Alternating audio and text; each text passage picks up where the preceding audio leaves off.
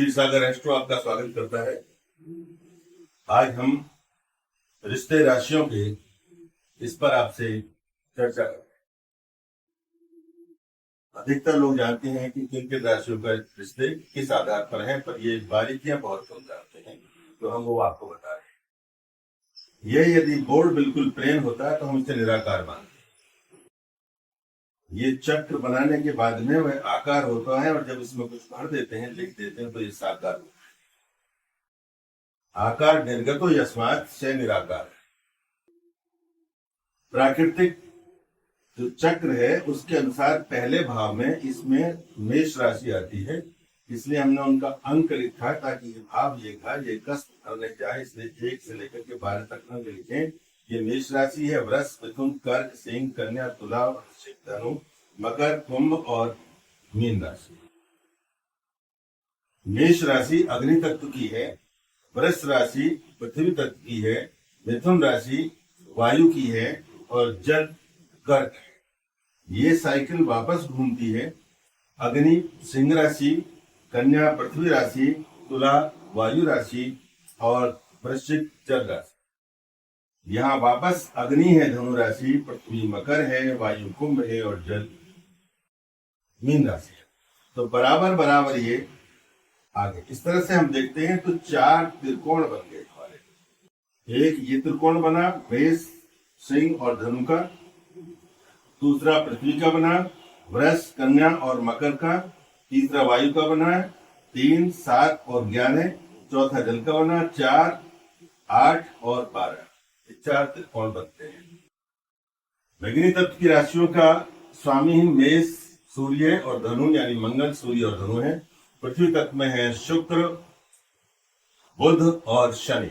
वायु में है बुध, शुक्र और शनि। जल में है चंद्रमा, मंगल और गुरु यानी बृहस्पति। ये आपस में मित्र हैं।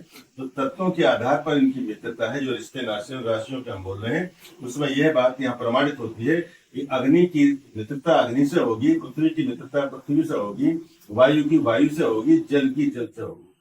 लेकिन कभी कभी आपस में तत्व मिलते भी हैं, समीकरण बनाते हैं, नई चीज पैदा करते हैं, रासायनिक प्रतिक्रिया होती है, प्रतिक्रियाएं होती है, इसलिए उसमें एक तत्व दूसरे से मित्रता मान लेता है। यहां हम देखते हैं कि जो पृथ्वी तत्व है हमारा 2, 6, 10, वह इन जल तत्व से मिलता भी है और नहीं भी मिलता है। यदि हम पृथ्वी को खोदते हैं, गड्ढा करते हैं, तो उसमें से जल निकलता है, यानी जल के ऊपर पृथ्वी है, लेकिन फिर भी कुछ मिलता है।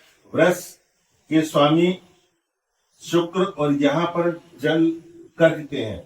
कर्क का स्वामी चंद्रमा तो मित्र मानता है, लेकिन वो इन्हें नहीं मानते। ये वन वे ट्रैफिक है। यहाँ बुध, मंगल, वृश्चिक आपस में बिल्कुल नहीं मिलती। यहाँ शनि है और ये बृहस्पति है, इनकी समता रहती है कि दोनों बड़े और बूढ़े ग्रह हैं, इनकी आपस में समता रहती है। अब यदि वैवाहिक मिलापक की बात करेंगे हम, तो तत्वों के आधार पर कुंडली मिलानी चाहिए, ना कि राशियों के आधार। ये बारीकी है। वहां जब क्वेश्चन होता है, प्रश्न करते हैं कि 36 गुण मिले, रिश्ता टूट गया, विवाह टूट गया, उसका कारण यही रहा था हमने जो एक तत्व की अधिकता कर दी, दूसरे की क्षीणता कम कर दिया उसको, इसलिए वह संबंध अधिक लंबा नहीं चला।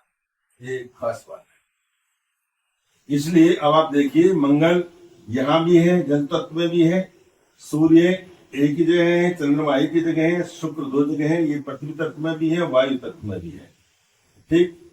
लेकिन इनकी आपस में नहीं बनेगी। यहाँ पर ये बुध है वायु तत्व का, यहाँ बृहस्पति है, यहाँ कर्क है, यहाँ ये है, इनकी भी आपस में नहीं बनेगी। पृथ्वी और इन दोनों की आपस में बुध की तो किसी से बनती नहीं है, वैसे बनानी पड़ती है। और तो ये मित्रता राशियों की है।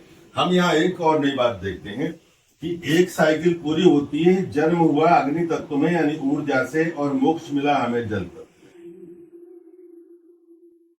तो ये एक भाव का जो मान है वह 30 अंश है, तो ये 4 यहाँ तक आके मोक्ष तक हम पहुंचेंगे। इसके बाद कोई प्रश्न उत्तर रहता नहीं है। तो 120 वर्ष केवल होते हैं, 120 अंश यानी 1 अंश बराबर 1 वर्ष। 120 वर्ष ऋषियों ने जातक की परमायु निश्चित की। ये मित्रता है, ये हम आपको बताना चाहते थे। आप समझ गए होंगे कि अग्नि की मित्रता अग्नि से राजा, राजा से ही मित्रता करेगा, मजदूर की मजदूर से ही मित्रता होगी, व्यापारी की व्यापारी से होगी, बट नेचुरल है। तो इसलिए उसी आधार पर हम व्यवहार में भी देखते हैं और व्यापार में भी देखते हैं, उसी प्रयोगात्मक आधार पर ये मित्रता है। तो हमें ये याद रखना चाहिए, इसे भूल जाना चाहिए। ये बात आपको बता दी। आप इस चैनल को सब्सक्राइब करें, लाइक करें, शेयर करें और आप शेयर